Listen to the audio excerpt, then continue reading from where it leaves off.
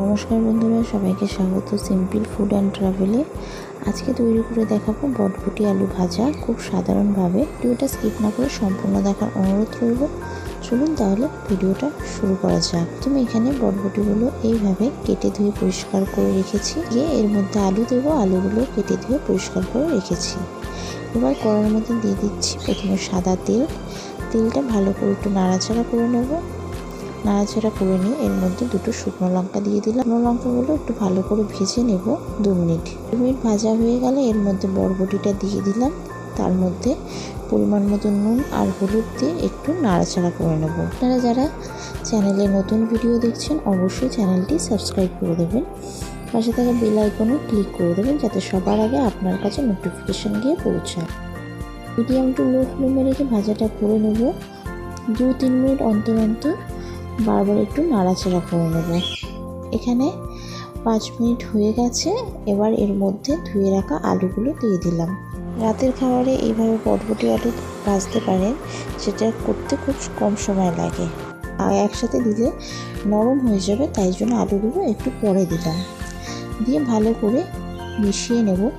মিশিয়ে নিয়ে এবার এর মধ্যে দিয়ে দিচ্ছি একটা ছোটো সাইজের পেঁয়াজ কুচি। পেঁয়াজ কুচিটা দিয়ে আবারও ভালো করে একটু নাড়াচাড়া করে নিচ্ছি।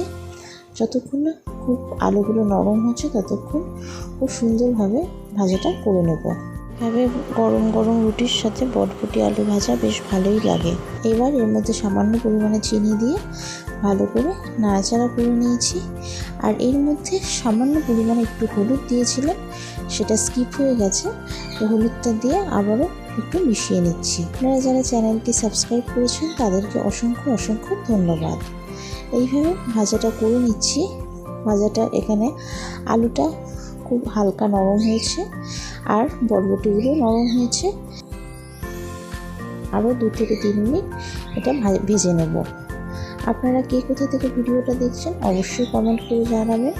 আলুগুলো একবার দেখে নিচ্ছি কতটা নরম হয়েছে। এখনও আরও 2-3 মিনিট ভাজতে হবে।